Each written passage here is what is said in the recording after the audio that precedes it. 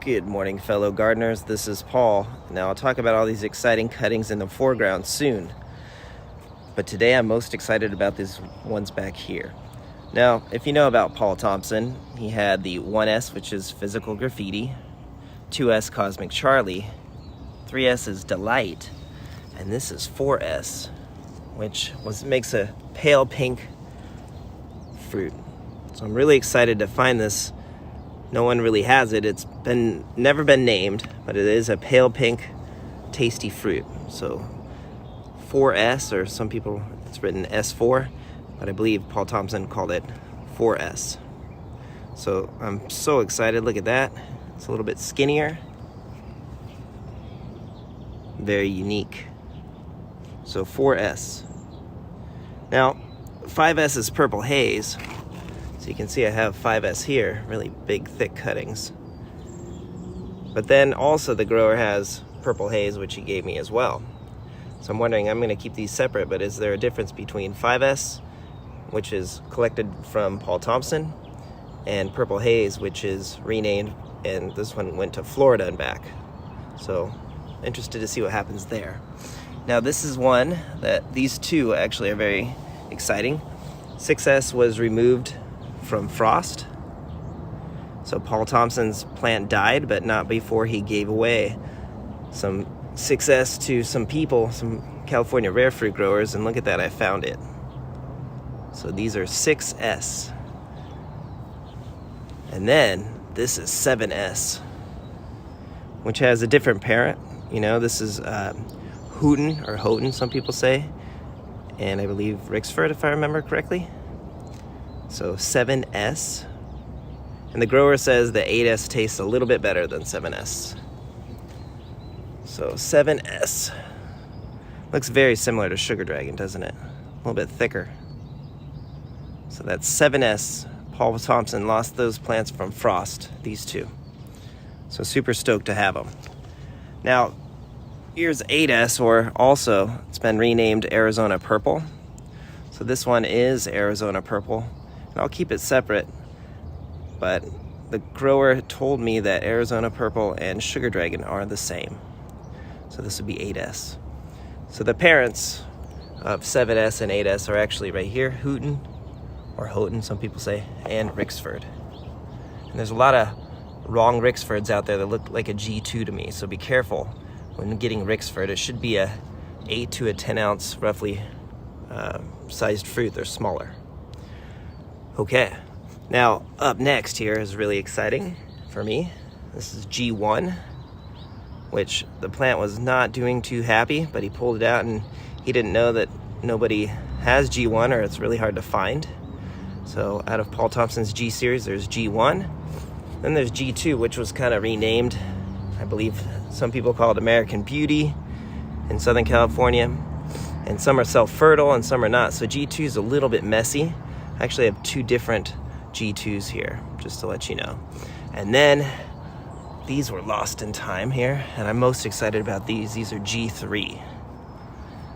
So these will actually bloom a little bit before American Beauty, and I believe all these need cross-pollination. But this is the G3 series. So I have all of Paul Thomson's G plants. You can definitely see this one's a little different. And this one wakes up early, they say, a little bit earlier than the others. So I'm so excited to add these to my collection. My list is getting long, but distinguished, I guess. Now, up last are these two sister seedlings that he gave me, my friend, super stoked. And these are G3 crossed with Physical Graffiti. So I'm really excited to see how that's gonna taste, because those are my two favorite varieties. I love Physical Graffiti, and I think that G3 will probably taste similar to the other G series, which I really like, or an American Beauty. So amazing 2-year-old seedlings that are sisters, but definitely look different. You can tell, look at this one. Okay, so there you go, there's the update on this half of the catch. And I'll talk about these ones soon over here. Some really exciting varieties for me to explain. Even this one is one of Paul Thomson's unknown. It's number 7, not 7S, number 7. And Broxensis blues back there too. I finally got Paul Thomson's Broxensis, I should say. Good morning, fellow gardeners. This is Paul. And here is part 2 of that collection that was given to us. I'm really excited to share it with you guys. So over here is Hylocereus trinitinensis. I believe I said it correctly. Very spiny. I saw a similar looking plant in the Facebook groups just yesterday, and that was on the island of Tobago.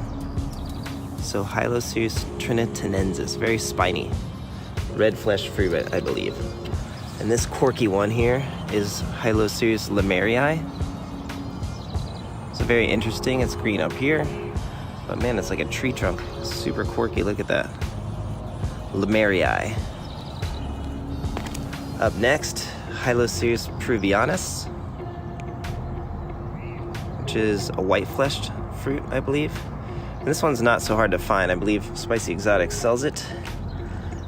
I've seen it around, but I did not have it, so now I do. Now this one I don't want to mispronounce. Hylocereus venezuelensis, I believe. You can see it did not like the cold. It's growing more along the coast, so kind of turned purplish, similar to Ocamponus, so very similar. Some similar traits, you know, horny. Did look like Ocamponus, like a skinnier to me, so very interesting. And this one I believe is misspelled. And this should be a Hylocereus perpussii, but I think it's spelled wrong. Very similar to Costarricensis, very dark colored fruit. You can see this, it's rooted and it's got new growth. So I'll double check on that one, but I think it's misspelled. And over here, it's very exciting. This is a white-fleshed cetaceous, some people say. So it's different than the one Spicy Exotic sells, which I have. They definitely look different, and the one I have from Spicy is, I believe, like a purple colored flesh. Now this one you can see is actually, there's some photos in Paul Thomson's book, and these are next to each other, but there are 2 versions of Jala. So this is one of them, and this looks similar to George's number 3. Whoa. Ouch, it is spiny even though it looks a little small. A very beautiful color. And so this came from Leo. This is Leo's Jala. That's where my new friend got it from years ago. And this one is another one he got from Leo years ago, and this is Paul Thomson's number 7. Not S7, number 7. And it's actually similar to like a sugar dragon, but more horny there. And it will get 1 or 2 spines. So you can see that fruit as you saw in the photo. So very excited to see what becomes of those 2. Now here are 2 of Paul Thomson's Ocamponus. This is one, they call it Ocamponus 1. And in his book they have different numbers. And here's Ocamponus 2, so you can see how spiny it is. Look at that. So this one's really spiny, it's hard to grab. Much different than the other one.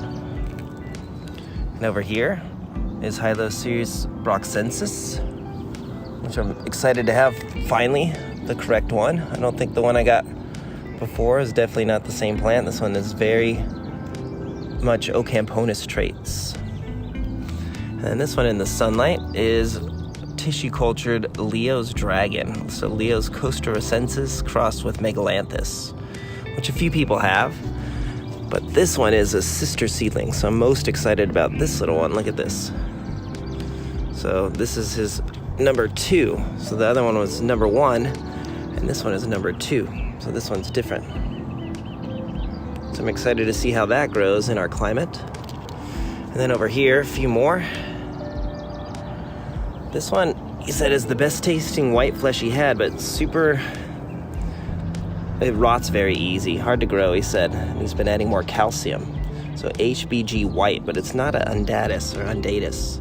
Something's different about this plant. But he says it's a phenomenal fruit, but likes to get stem rot, very, very temperamental. variety. And over here is, this one has been rooted already. Very interesting growth. Look at the true leaves on there. But these ones are Nabina orange, sorry.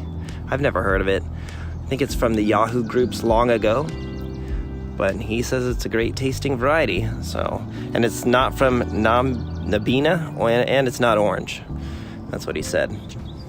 Now this one is orange. This is Sarong's Orange Dragon. And this one for sure came from the Yahoo groups long ago, he told me. I believe it came from Malaysia or something like that. So interested to see what happens with that. Then he had a few more that he wanted me to have from friends. This one is called Dennis. Grows different than his other varieties. Says it's a great fruit. Then this interesting polyrhizis is kind of like some of George's here. But this one he says tastes different, and he calls it Skeels. So if you know anything about those, that would be very helpful. But I've never heard of them or could not find any information online. And then this last one is a Solanacereus grandiflorus. So I collect a lot of Solanacereus, and that's another one that I did not have, but now I do. So there you go. Hit us up in the comments. Let me know which ones you find most interesting, or that you would like a cutting of someday. But I'm so grateful for kind people. I mean, it's awesome to get these for free and to keep some of Paul Thomson's varieties still going. So there's all of the score that we had, part 1 and part 2. Good morning, gardeners. This is Paul, and right here is Paul Thomson's number 7 off of his unknown list, and that's different than what I'm going to talk about today, which is 7-S. Now, in this trellis is 8-S, which is Sugar Dragon, was renamed, but it actually had a sister seedling, in case you didn't know. And as you can see in Paul Thomson's book, he said that it was lost in frost at his place. But luckily he had given it to some California rare fruit growers to grow, and it survives today, so here it is. Now the new growth is slightly different than Sugar Dragon's. Comes out really green, and then it just starts to turn pink, so I'm excited to see what the new branches form. This is Sugar Dragon, or 8-S. And here's a new branch forming on 7-S. It's very green. Now the grower did say, in his opinion, he thought Sugar Dragon tasted a bit better. But time will tell. I'm excited just to grow this and try it and see for myself. So here's Sugar Dragon on the left. A little discolored.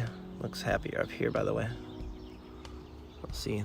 This is 8-S compared to 7-S.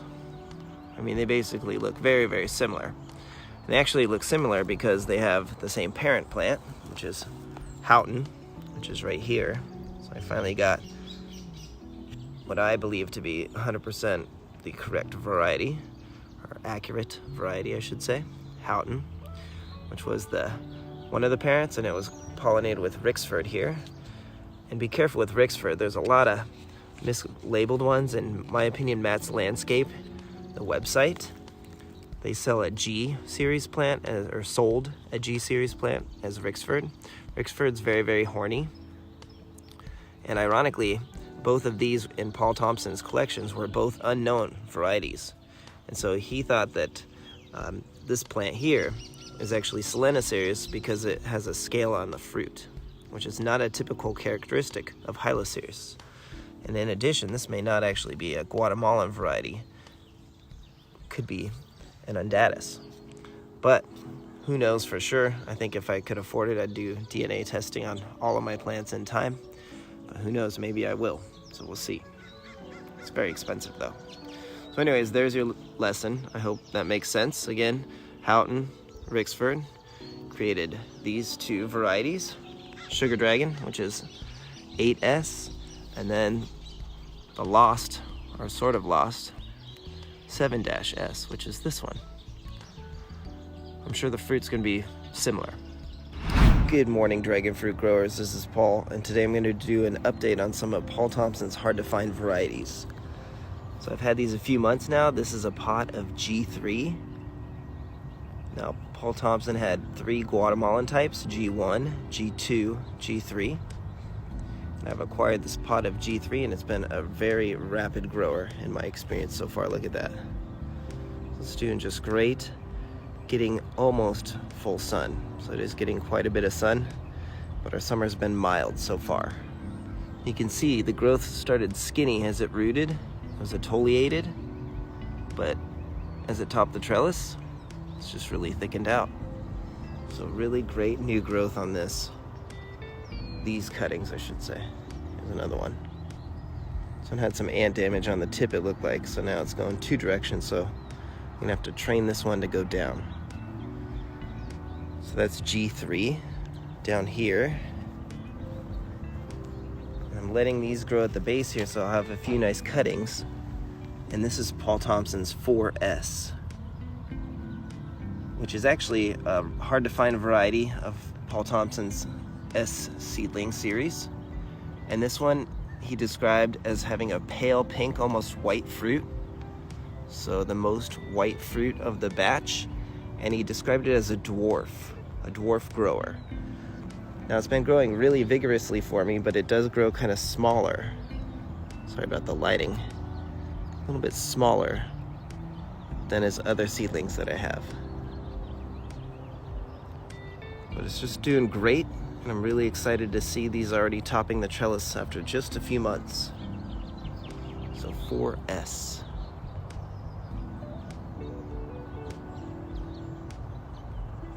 And I have several more. Let me go show them to you now. Okay, so let's discuss a few more of Paul Thomson's hard-to-find varieties. Right here is a G1 that I collected. Really small cutting, but it's taking off. It's gonna do fine. So G1.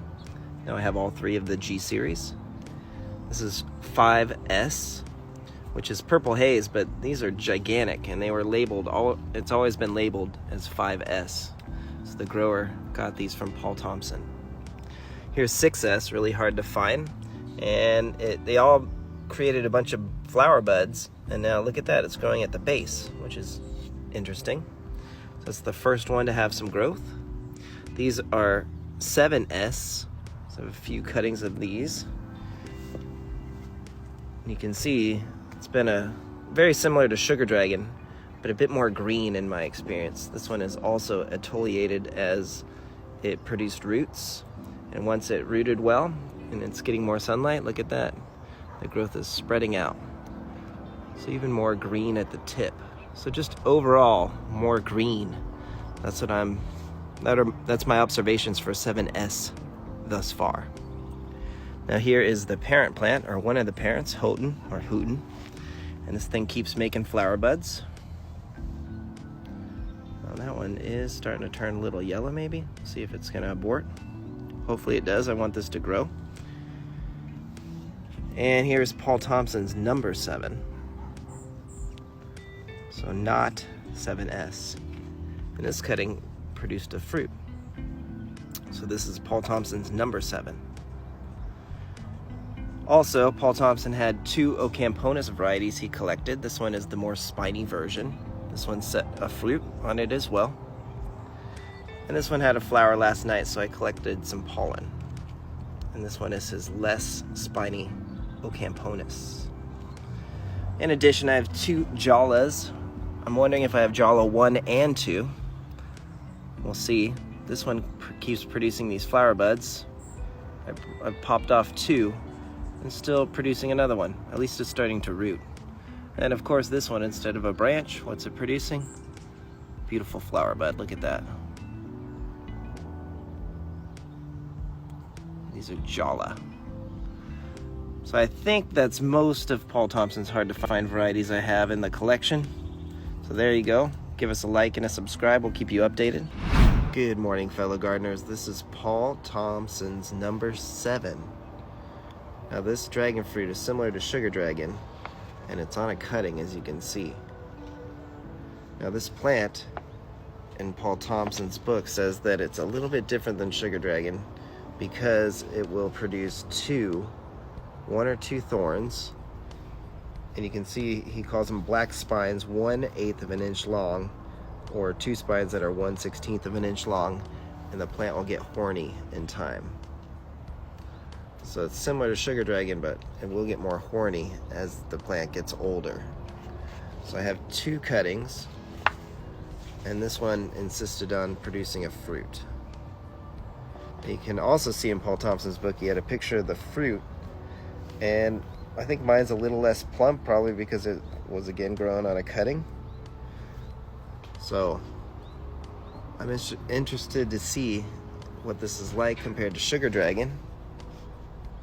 You can see they look a little bit different when next to each other. And I'm excited to taste this little guy. So I'm gonna put this in the fridge and let's have a taste in a little bit. Now remember, Danny says that you always want to cut it in a V when you remove a fruit if possible. And the reason why is because the plant will heal and water won't sit in here and cause rot, especially in our wet winters in Southern California. So when you do a V cut like that, the water, it will callus over and the water will not stay there. So that's what you want to do. All right, let me put this in the fridge and we'll give it a taste and a weigh in just a little bit. Okay, so here we go. Now this is a small fruit, but it should still pack some flavor. It does look very similar to sugar dragon.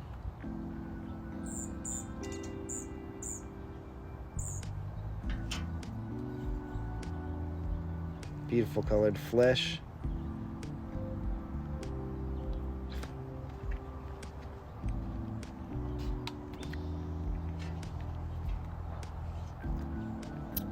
Taste is very similar to sugar dragon in my opinion. So I wouldn't waste your money. This may not even be self-fertile, so we'll have to see.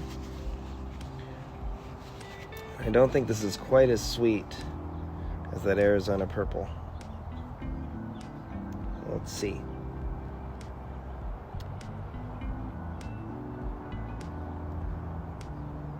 Let me get more juice out. Whoops.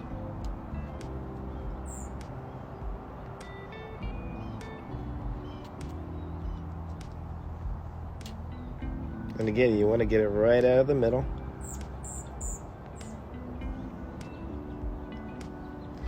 And let's see. 18. Some respectable bricks, look at that. Not bad off of another cutting, huh? These plants are amazing. All right, let's get a full taste of this fruit.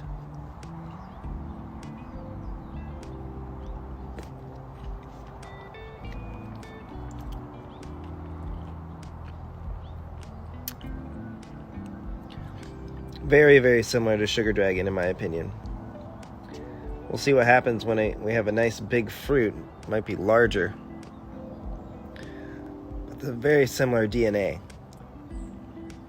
Paul Thomson's number 7.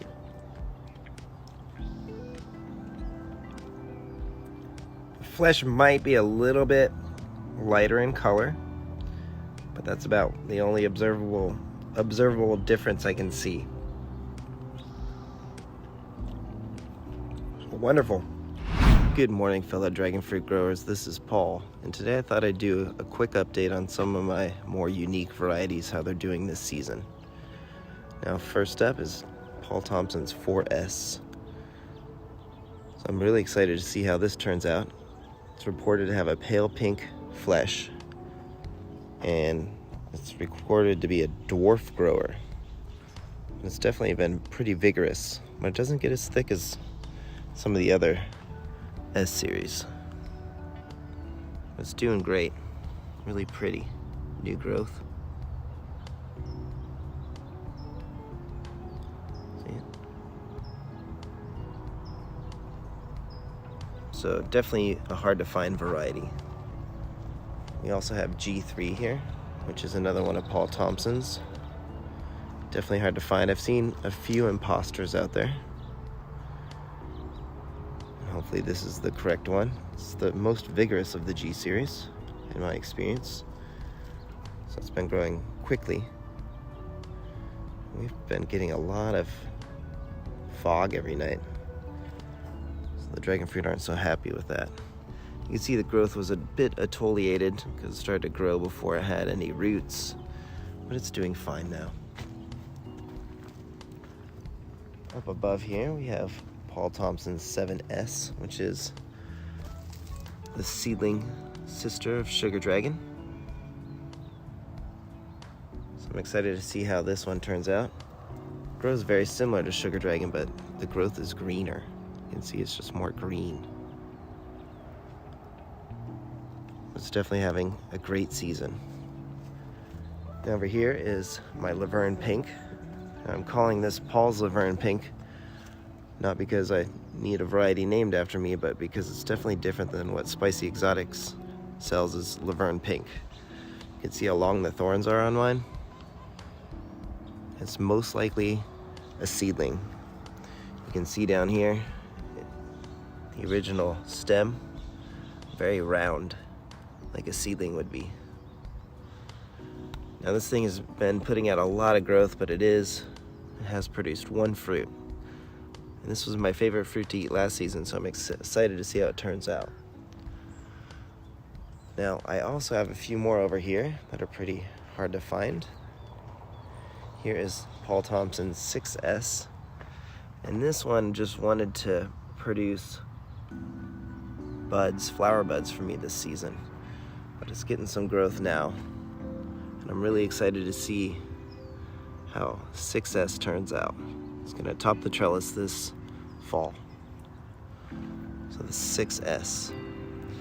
Over here is Hyloceus lemerii.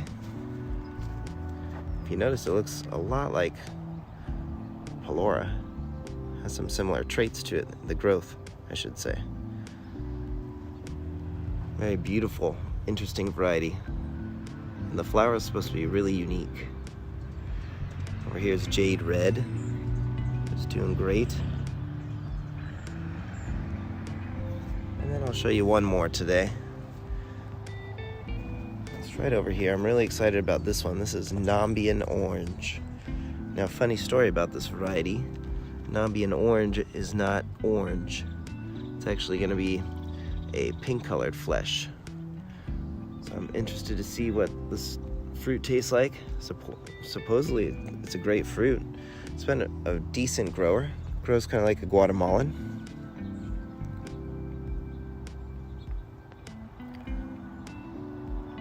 So I had 2 cuttings, and now I have, I think, 4 or so. A little skinny, but they're gonna do just fine. Oh, and one more thing, I thought I'd show you this. I have a 5S here, and in Paul Thomson's book, he describes it having long spines. Now, I'm not sure if that's on the fruit, but the way it was written, it seems like it was long spines on the branches. So I found that really interesting, and that this one has been labeled different than Purple Haze. And it grows different too, so this is 5S. And last but not least, this one is Panama. Definitely an interesting looking variety. Don't know much about it. Panama. Really little spines, and it does put on a coat. See? Comes off easily though. Good morning, fellow dragon fruit growers. Look at this dark star. It's just under 1 1/4 pounds, or 554 grams. So what a beautiful fruit. Look at this. Paul Thomson's 9S. Now you can see here, it was renamed by Pine Island Nursery, but before that, Paul Thomson recorded having a unique flavor, and the flowers were unique with stigma lobes, split ends, and it was bifid. So the flower is unique on this variety compared to its seedling sisters. He also labeled it as having commercial potential. You can also see the flower here. It's a photo I took. And my source is from Matt's Landscaping. Now the website's been taken down, but I recorded it before it was taken down. I took some screenshots, and there's some mistakes on here. It's not self-pollinating. It does need to be cross-pollinated, and it is correct. He is right. The fruits do get 1 1/4 pounds, just like here. And they recorded saying that it has mild grape flavor, and it's sweet. So let's see for ourselves. I'm really excited to cut this open. Look at that beauty. Now they call it Dark Star because it's a little bit darker, the flesh, than some of its sister seedlings. Beautiful. Skin's a little bit on the thin side, but this thing's also really ripe, it looks like. So let's give it a shot. It's a really nice textured fruit. Wow. That's delicious. Really, really good. Okay, let's check out the Brix score. See how much the sugar content is. Wow. It is kind of like a mild grape flavor. Really sweet. Sweet grapes, in my opinion. This definitely tastes like one of the sweetest so far that I've tasted this year. Oh, wow. I'll just get a little bit more of the juices here. And you can see the amount of flesh here. The ratio of the flesh to the seeds is just amazing. What delicious texture. I don't detect any earthiness.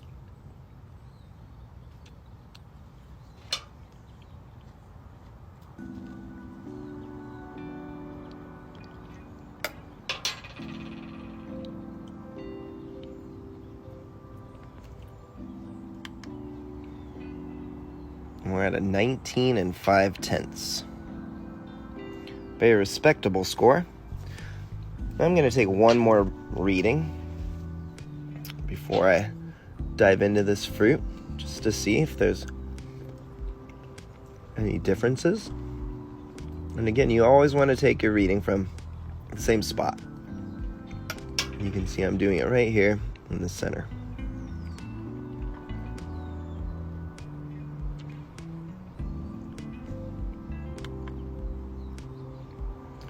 So 19 6/10. So just under 20. And it's delicious. What a beautiful fruit.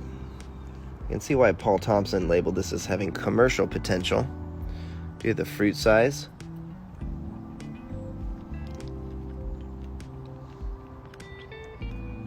And the overall flavor, I'm going to give this a 9 out of 10. This is just delicious. One of these underrated plants. Everybody's buying these trendy kind of varieties with unique names. But a lot of them are unproven. And this is just delicious. It has a mild, reminds me a bit of a lychee. Possibly a rambutan, if you've ever had that. Just a slight flavor, not the texture at all.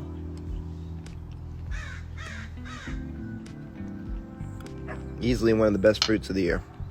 So there you go.